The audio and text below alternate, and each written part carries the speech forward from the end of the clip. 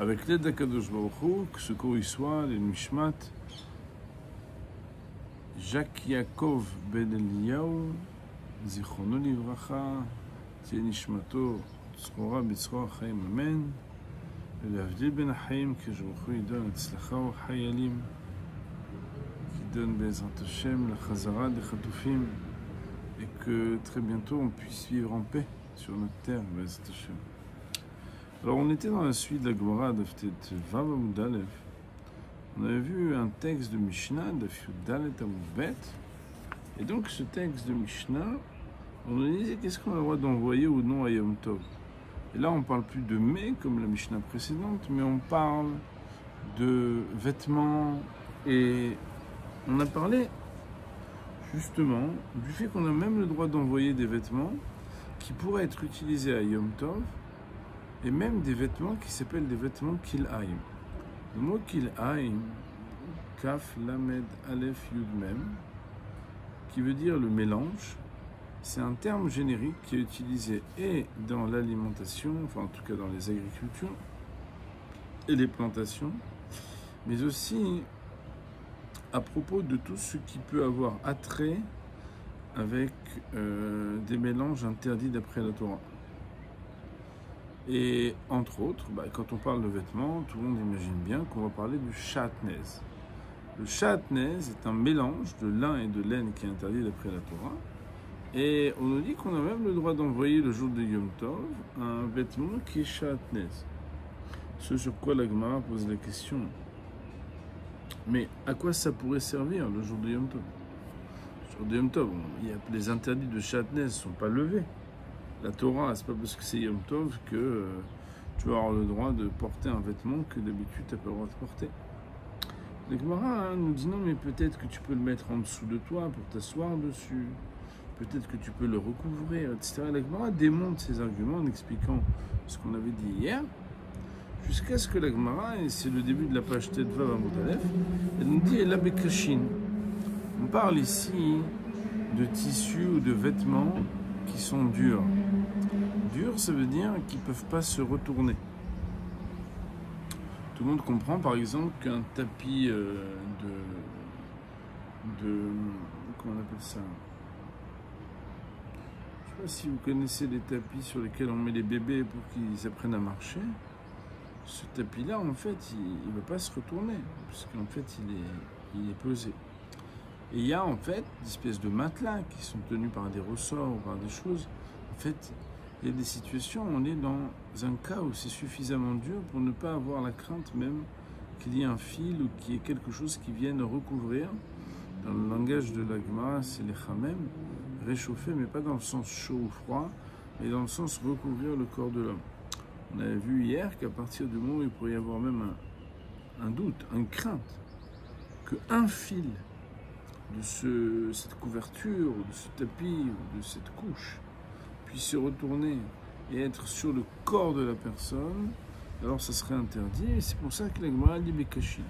Nous dit Rashi Akadosh, on est à la page Tetvav Amud Aleph, et là Bekashin, Rashi de dit un Begadim Kashim.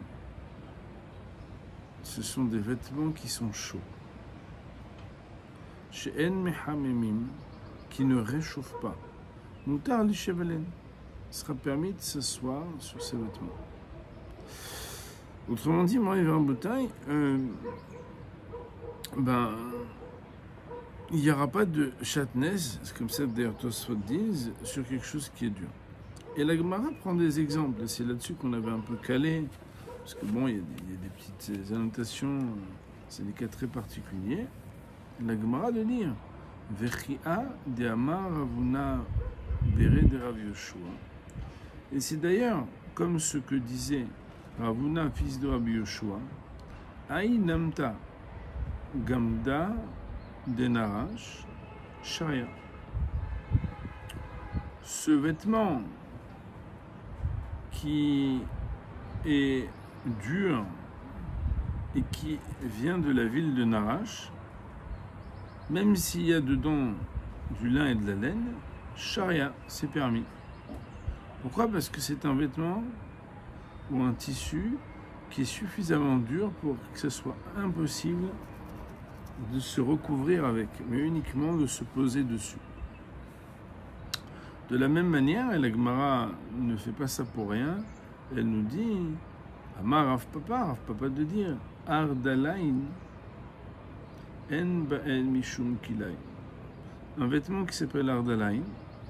Alors vous pouvez chercher sur Amazon, vous ne trouverez pas. Ce pas des vêtements connus de notre génération. Ardalain, il nous dit, le Rav, il n'y a pas d'interdiction de kilaim dessus. Pourquoi? Il dit que c'est des sortes de semelles qu'on met en dessous du talon. Et là-bas, pourtant, il y a du lin et de la laine. Mais étant donné que c'est du dur et du très dur, et que ça ne peut pas couvrir ou recouvrir, alors il n'y aura pas d'interdit.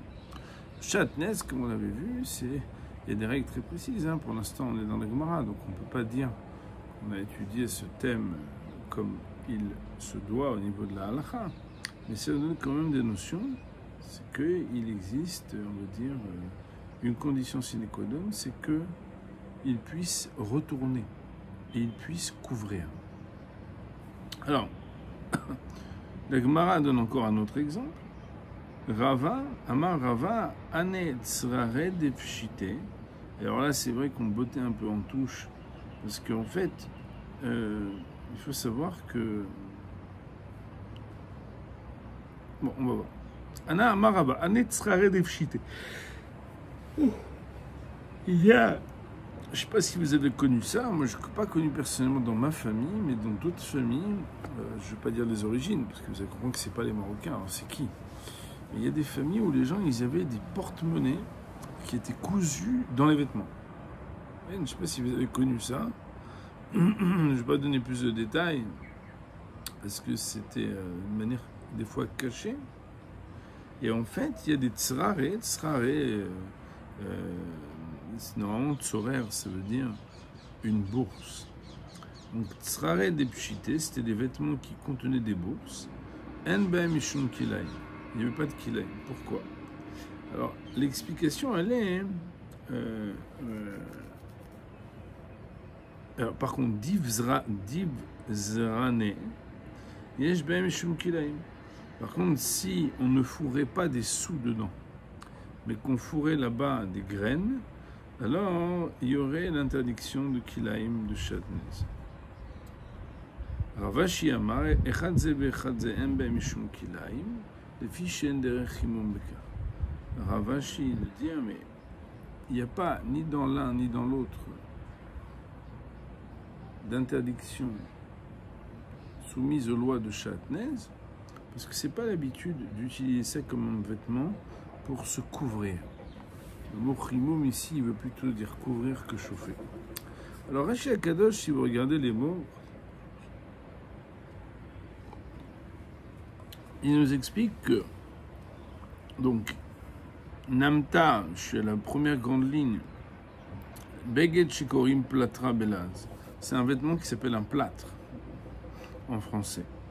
Donc, c'est un truc qui est du dur, quoi. Je ne sais pas si c'est des plâtres de nos jours, parce que il y a 1000 ans, les plâtres, ils ont dû avoir une forme et une présentation différentes, puisqu'il y a déjà 50 ans, les plâtres, ce n'était pas les mêmes qu'aujourd'hui. Toutefois, Gamda, caché, c'est quelque chose de dur. Quand il y a une concentration qui rend dur un vêtement. Denarash, c'est le nom d'un endroit. Sharia, c'est permis les yeshivas de s'asseoir. Chez l'homme Mechamem, parce qu'il ne couvre pas. Ardilaïn, il dit Rashi Akadosh que lui-même il a vu dans les responsables des Géonim. Géonim, c'est entre l'an 500 et l'an 1000, qu'ils avaient l'habitude de mettre ça sous leurs souliers. Vetolim aleem or shel teyashim, ils mettaient là-bas on va dire une espèce particulière de cuir. Mais au badin tané, tachatarka itam en dessous, kenegeda akev shel regel yeshosimotam shel tsem, v'korimotam namte. Bon, en vérité, c'est-à-dire c'était des semelles. Des semelles. Mais pas des semelles souples. C'était pas des semelles orthopédiques. C'était des semelles dures. C'était des petits morceaux. Je sais pas, je sais qu'aujourd'hui on est vraiment gâtés, mais je suis sûr que si quelqu'un y retrouvait des chaussures d'il y a 100 ans, il se demanderait comment ils faisaient les gens. Moi j'ai toujours du mal déjà à comprendre comment les femmes peuvent marcher avec des talons. C'est un sport très spécial. Mais le maïs, ça veut dire. Il y avait à l'époque, Kaniré, vraisemblablement, des semelles qui étaient des semelles dures. Bon, un bain mishum kilaim de chaque cachine, parce que c'est du dur. Travailler de pshiten bain mishum kilaim, beged kilaim shitzurim bo maot mutar la tel techiko shamot makishin uto ben mechamem. L'opinion qui dit que quand c'est un vêtement qui est fourré d'argent, ouais, ce serait vraiment une start-up, ça, hein, de créer, enfin, un concept là. Il faut mettre de l'argent pour qu'il prenne la forme. Mais quand il y a de l'argent dedans, en fait, comme c'est fait pour qu'il y ait de l'argent et que devient dur, le vêtement il devient dur, je sais pas, vous voyez, ça me fait penser un peu au gilet comment on appelle ça, de nos khayalim, des soldats, des gilets pare-balles. C'est des gilets, c'est pas un gilet quoi, c'est plutôt une armure dure, vous voyez. Alors là, l'exemple qui est donné, c'est un exemple où il y a du dur. Mais c'est quoi qui est dur? C'est les pièces, c'est l'argent qui est dedans. Des bazranés, chez Tsor Baem Ezraïm, ceux dans lesquels on met des graines. Donc ici, on voit qu'il y a une discussion à savoir, est-ce qu'on fait ou non une différence entre ceux qui sont durs parce qu'on y met des pièces ou ceux qui sont durs parce qu'on y met des graines? En tout cas, on voit ici qu'à partir du moment où la fonction du vêtement, elle n'est pas de couvrir, mais la fonction du vêtement, elle est de pouvoir porter quelque chose, transporter quelque chose, alors il n'y aura pas d'interdit de qu'il aille. Ok, donc là, je pense qu'on peut continuer. Ce qu'il faut retenir, surtout dans ce texte de Gemara, comme il dit notre ami, bien sûr, les exemples qui sont donnés, ils ne sont pas donnés à Yom Tov. C'est juste par petite parenthèse dire, et d'ailleurs on a vu dans d'autres contextes qui n'ont rien à voir avec Yom Tov, que les Chachamim, qu'on a cité, Rav Papa et les autres, etc., d'expliquer qu'en fait le concept de Shatnez n'a pas lieu d'être quand il s'agit de matières dures qui ne peuvent pas recouvrir le corps. Alors ce qu'on retient, et ce qui est très intéressant, c'est que dans cette Gemara, finalement, on nous dit qu'à partir du moment où quelque chose peut avoir une utilisation, qui est quand même un peu éloignée, vous voyez, mais que ça peut avoir une utilisation à Yom Tov, alors c'est quelque chose qu'on aura le droit d'envoyer. Ok. Je vous propose qu'on continue la suite. Donc là, j'espère que vous avez tous votre doigt sur votre Gemara. On est à la 8e ligne à peu près. 2, 4, 6, ouais, je crois que c'est la 8e. Là où il y a 2 points avant, il y a marqué Avallo Sandal Amesuma. Vous vous rappelez de ça? On a raconté l'histoire hier. Je la raconte à nouveau pour notre ami qui nous a rejoint. Qu'à l'époque, en fait, il y avait eu Chas v'Shalom et malheureusement une histoire où les Juifs avaient dû se cacher. Ouais, que les Juifs se cachent, c'est pas une histoire nouvelle, c'est triste. Hein, les Juifs avaient dû se cacher. Et parce qu'ils étaient menacés par les Goïms. Et quand ils étaient dans une grotte, alors on a raconté hier qu'il y a eu un bruit au-dessus de la grotte. Et ils ont pensé que Chas v'Shalom, ils étaient découverts. Et le problème, c'est qu'ils avaient là-bas des min al mesumar. C'est comme min al mesumar, c'est qu'ils avaient là-bas des sandales avec des clous en dessous.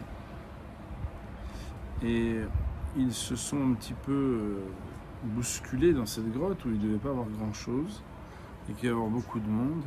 Et malheureusement, le drame a été qu'il y a beaucoup qui sont morts, qui ont été piétinés les uns les autres bar minan.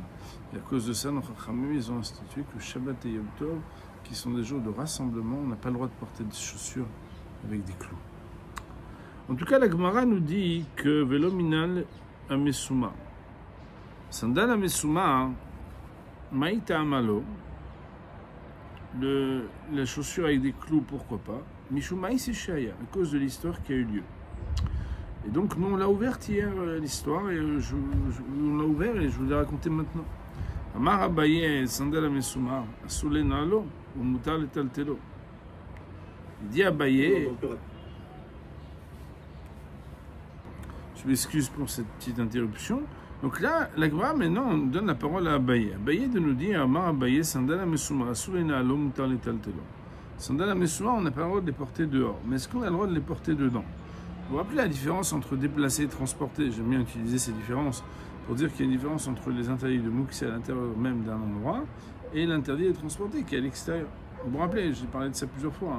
Et en fait, quand on explique l'interdit de Moukse, c'est quelque chose qui n'est pas utilisable. Normalement, il n'est pas transportable, même déplaçable à l'intérieur d'un endroit. La Gemara nous dit, Amar Abaye, Sandal Amesuma Asulena, on n'a pas le droit de le porter au pied à Yom Tov, ou Moutar Letaltelo, mais on a le droit de le déplacer dans un même endroit. Asulena Alo, la raison pour laquelle on n'a pas le droit de le chausser, Mishuma Sechaya, à cause de l'histoire qui a eu lieu, qu'il y a beaucoup qui sont morts à cause de ça, ou Moutar Letaltelo. Et quelle est la raison pour laquelle c'est permis de le déplacer? Midiktane, de ce que la Mishnah chez nous elle a enseigné, Meshalchim. Il y a marqué qu'on n'a pas le droit d'envoyer des chaussures qui sont des souliers avec des clous. Et s'il y a marqué qu'on n'a pas le droit d'envoyer, c'est qu'il y a seulement l'interdiction d'envoyer. Deis al-kadatar shasur letaltelo. Parce que si jamais c'était même interdit de le déplacer dans un même endroit,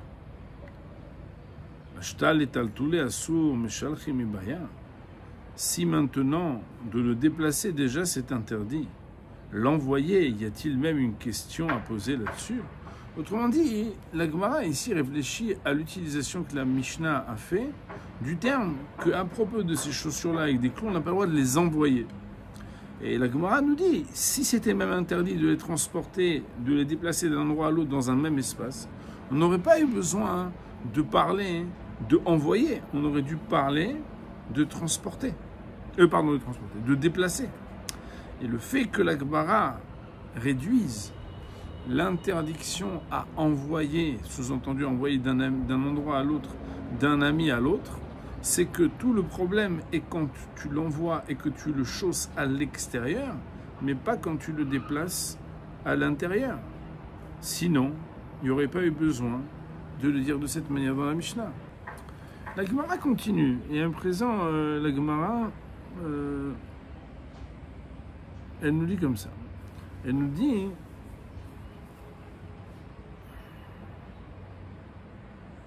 Velo min'al she'enotafo, et non plus pas une chaussure qui n'est pas cousue. Je ne sais pas si vous vous rappelez, à l'époque, il y avait Zahama, les chaussures cousues black. Ça veut dire, il y avait des styles de chaussures cousues à la main, cousues à l'italienne, cousues... Quand une chaussure, elle n'est pas cousue à l'époque, la Gemara, elle dit pshita. C'est évident que tu ne peux pas envoyer une chaussure qui n'est pas cousue. Parce que si tu veux l'envoyer pour Yom Tov et que le gars puisse l'utiliser, il n'a pas le droit de coudre à Yom Tov. Donc a priori, me dire qu'il n'a pas le droit d'envoyer une chaussure qui n'est pas cousue, c'est pas tellement nécessaire, tout le monde comprend. La Gemara, elle dit non, c'était nécessaire de dire ça. Pourquoi? Parce que parfois, il y a des chaussures qui sont, oui, attachées et qu'on pourrait déjà chausser, mais que ce n'est pas totalement terminé. En français, on appellerait ça que la couture de finition n'est pas là, mais la chaussure est déjà utilisable. Alors, de nos jours, on a beaucoup de mal à comprendre ce que ça veut dire, parce qu'on n'a pas du tout ces sujets-là. D'ailleurs, les chaussures qu'on a, elles sont, c'est industriel, quoi. Donc on n'a pas la sensibilité. Mais à l'époque, on pouvait comprendre ce que ça voudrait dire, de dire que la chaussure, elle est déjà, on va dire, engagée, elle est déjà enfoncée, mais qu'elle n'a pas eu les finitions de couture. En tout cas, la Gemara nous dit, même quand on pourrait la porter, mais qu'elle n'est pas totalement terminée, aussi on a voulu dire que c'est quelque chose qui est interdit. Le mot « lo » Nitzrecha, non, ça n'est pas si évident, parce que c'était nécessaire de le dire. Afalgav de Nakit Besiche, que bien que Nakit Besiche, c'était quelque chose qui était attaché avec des morceaux de bois, c'est pour dire qu'il n'y avait pas encore la couture et elles étaient déjà un peu utilisables, et pourtant. La Gemara de Rabbi Yehuda Omer Aflomina Lavan, non plus pas une chaussure blanche. Tania Rabbi Yehuda Matir Beshachor Veoser Belavan. Il y a une braïta qui enseigne que Rabbi Yehuda, il permettait une chaussure noire et il interdisait une chaussure blanche. Pourquoi? Parce qu'elle nécessitait Beitzat Agir. Beitzat Agir, alors, c'est pas le mot Beitza, hein. Beitzat Agir, c'est, Rashi nous dit, Gir min karka amashria. C'est un type de plante qui va noircir. Il dit Rashi, Beitzat, toute chose qui va pouvoir être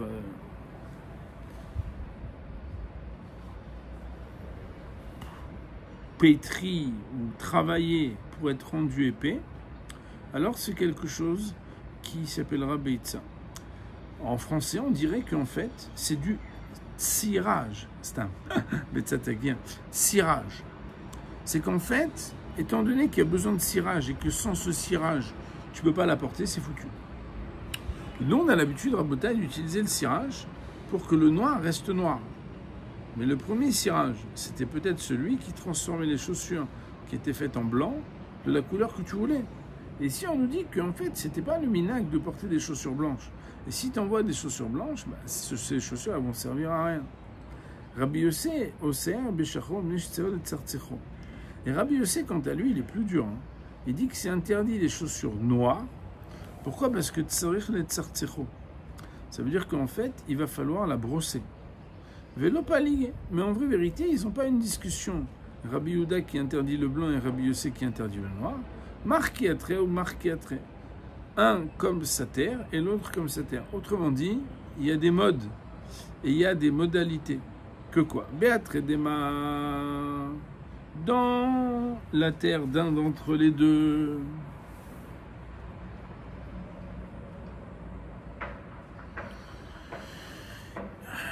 Bisra les tachat. La peau, ça veut dire la chair, ça veut dire le cuir, il était à l'intérieur de la chaussure. Tachat veut dire en dessous. Béatre des mains.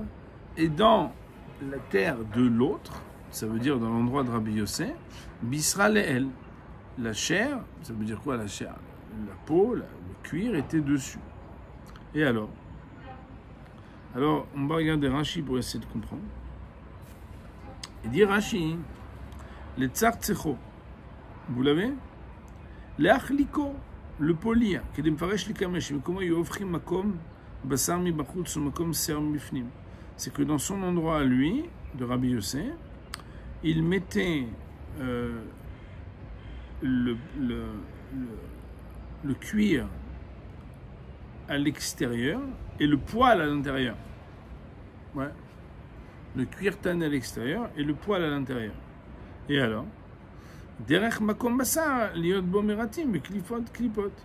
Et la partie qui s'appelait la partie, on va dire, où il y a du cuir, c'est là-bas où il fallait polir.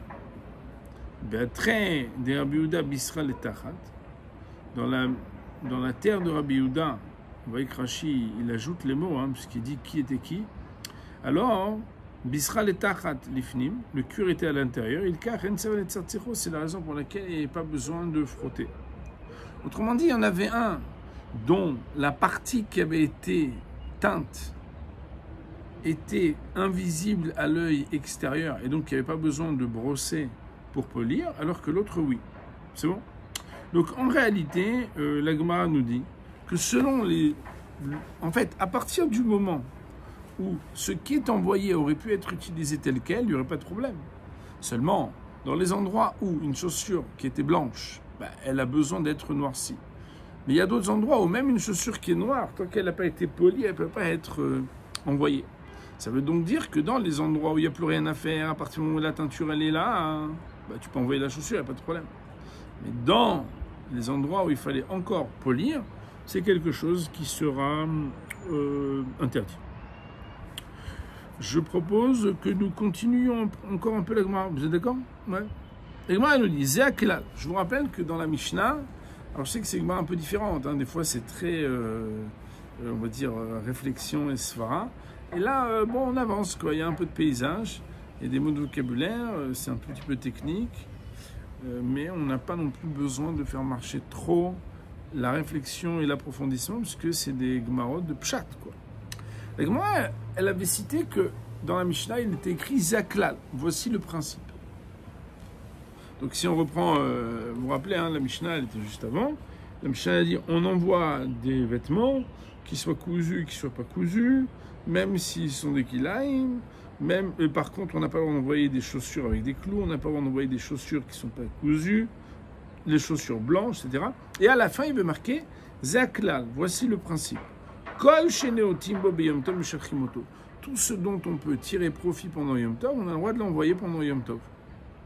Et je vous avais expliqué à l'oral que si dans le Zaklal, le principe, on ne fait que citer des choses qui ont été citées préalablement, on n'a pas besoin de dire le principe. Parce que soit tu dis le principe et il inclut tous les détails, soit tu dis tous les détails et tu n'as pas besoin de dire qu'il est le principe. Alors on a un principe qui s'appelle, enfin un principe, on a un des outils d'étude de la Gemara qui s'appelle Zaklal la Touyemai. Quand on dit Zaklal, voici le principe, et qu'on a déjà cité préalablement et précédemment les détails, c'est forcément que quand on dit Zaklal, on vient inclure d'autres choses. Parce que si on vient inclure que ce qui a déjà été précisé avant, on n'a pas besoin de dire voilà le principe. Donc c'est là où on en est. La Gemara dit Zaklal shkoshinotim. Rav Sheshet. Alors la Gemara dit Rav Sheshet. Shara leu le Rabbanan le shadur et tfilin beyom hatava. Il permettait aux Chachamim d'envoyer des tfilines d'un endroit à l'autre, d'un ami à l'autre, le jour de Yom Tov. Amar le Abaye lui a dit, mais je ne comprends pas. Vea Tanan, voilà pourtant que la Mishnah, voilà, Vea Anan Tanan, voilà que nous avons enseigné dans la Mishnah, Kol Shenotim Bo B'Yom Tov Meshalchimoto. Toute chose qu'on peut tirer profit pendant Yom Tov, on envoie. Sous-entendu, les tfilines, tu ne vas pas en tirer profit à Yom Tov. J'espère que nos auditeurs, il n'y a personne d'entre vous qui met les tfilines à Yom Tov, vous le savez. La Gemara, elle dit, Arki Kamar. Tu ne sais pas étudier bien la Mishnah. Parce que quand on dit tout ce qu'on peut profiter, et pas marqué tout ce qui est profité à Yom Tov, c'est comme ça qu'il faut comprendre. Arki Kamar, Kol Shenotim Bo B'Hol, Meshalchimoto B'Yom Tov. Toute chose que tu aurais pu telle qu'elle profiter un jour de Hol, si c'était un jour de Hol, c'est-à-dire que c'est un objet qui est déjà terminé et utilisable, alors, Meshalchimoto B'Yom Tov, on a le droit de l'envoyer à Yom Tov. Et alors quoi? La Gemara, elle dit, d'ici elle veut nous dire qu'à partir du moment où on peut considérer que les tfilines tels qu'ils sont, ils peuvent être utilisés un jour de Hol. Tu ne peux pas dire, par exemple, une chaussure qu'elle n'est pas utilisable en Hol, parce que, par exemple, elle n'est pas teinte, ou elle n'est pas polie, elle n'est pas tout ce que tu veux. Étant donné que ce n'est pas un objet qui est terminé, alors tu ne peux pas l'envoyer. Parce qu'il n'est pas utilisable, apte à être utilisé. Mais les tfilines, en potentiel, ils sont utilisables. Et bien, la Gemara nous dit, Amar Abaye de dire, Oil va tous les yadan. Maintenant qu'on a commencé à parler de tfilines de Yom Tov, et qui sont venus dans nos mains, les tfilines, ça ne veut pas dire qu'il les a dans la main vraiment, mais en tout cas, Nema Beu Milta. On va parler d'un autre sujet à propos des tfilines. Alors, il faut savoir, Botaï, que c'est donc comme si la Gemara nous dit qu'elle va faire une petite parenthèse. Alors, je ne sais pas pourquoi, j'ai l'impression que comme Baruch Hashem, on a déjà, on va dire, parcouru un petit morceau, peut-être que c'est bien déjà que je vous dise de faire Hazara, mais je vais quand même vous lire le Rashi sur les tfilines eux-mêmes. Vous voyez, il y a marqué Rashi Kol Shenotim Bo B'Hol. Vous l'avez? Toute chose qu'on peut tirer profit un jour de Hol. Vous l'avez? Rashi il dit Sheumetukan Kol Surko, que c'est un objet qui est arrangé tout ce qui était nécessaire. Ça veut dire qu'il n'y a plus de nécessité de le parfaire. Ouais. J'ai envoyé mes tfilines, une petite réparation la semaine dernière. Et il y avait comme ça, au fur et à mesure des années, même si ce n'est pas mes premiers tfilines depuis ma bar mitzvah, j'en ai eu d'autres, mais il y avait là-bas un petit décollement, et puis il fallait les polir et tout. Puis je suis revenu les chercher quelques heures plus tard. J'étais stupéfait, on dirait qu'ils étaient neufs. Et j'ai dit, mais comment tu as fait ça? Il m'a dit, en fait, j'ai tiré les bords, j'ai refait, j'ai enlevé, j'ai collé, j'ai poli, et comme en plus j'ai changé les retsorot, les lanières, j'avais l'impression que je roulais avec une nouvelle voiture ou que j'avais des nouvelles chaussures ou que j'avais reçu une nouvelle montre. Bien évidemment, Hammavdil, que j'avais reçu un objet. Quand il y a encore un besoin, c'est pas parfait, mais quand c'est parfait, c'est parfait. Mais Shalhin Oto Beyom Tov, il dit, le Rashi, De'aim Beyom Tov Dektane Matnitin. Sache que quand dans la Mishnah est marqué Yom Tov, c'est pas qu'il faut pouvoir en profiter à Yom Tov. C'est qu'on a le droit d'envoyer à Yom Tov quand c'est quelque chose qu'il était déjà utilisable un jour de Hol tel quel. L'avanéotim del Kamekai, ça ne se rapporte pas sur qu'est-ce que tu peux tirer profit ou non. Et là, Mishlahim de Batre, c'est que Yom Tov, tu as le droit de l'envoyer. Ou la Tuyet Tfilin, Ata. Et c'est ça qu'on vient de dire quand on dit Zakelal, on vient ajouter quoi? On vient ajouter Tfilin. Deinami, Monahleu Beyom Tov, le Kaisura. Écoutez les mots. Parce que quand bien même il mettrait cette tefilin à Yom Tov, nous dit Rashi, il n'a pas transgressé un issour de mettre les tefilin. Ou miou sandal à mesoumar, là. Par contre, pour la chaussure qui est les sandales à mesoumar, c'est pas la même chose. Parce que tu ne pourras pas dire que si Hachamim ils permettent d'envoyer, alors ils permettent de les chausser. Non, on ne chausse pas du tout. Mais par contre, ici, étant donné que quand bien même ils les auraient portés, il n'y aurait pas eu d'interdit, alors, et qu'ils sont utilisables tels quels un jour de Hol, on a le droit de les envoyer à Yom Tov. Alors, Ben Sachem, le prochain shiur, on va revenir sur ce sujet et on va essayer d'apprendre ensemble. Est-ce que Bémet, c'est interdit de mettre les tefilin à Yom Tov ou est-ce que c'est juste pas obligatoire de mettre les tefilin à Yom Tov? Comme il n'y a pas de risque qu'on fasse notre prochain shiur après un Yom Tov, je vous laisse dans le suspense. Parce que même si à Chazé Shalom, quelqu'un il avait des doutes entre-temps, il ne pourrait pas faire des bêtises, mais bien évidemment, on n'a pas l'habitude de mettre les tefilin à Yom Tov. C'est juste pour savoir, est-ce que c'est quelque chose qui est utilisable ou non. Je vais dire pour notre shi'ur, Baruch Ne'li Olam, Amen ve Amen.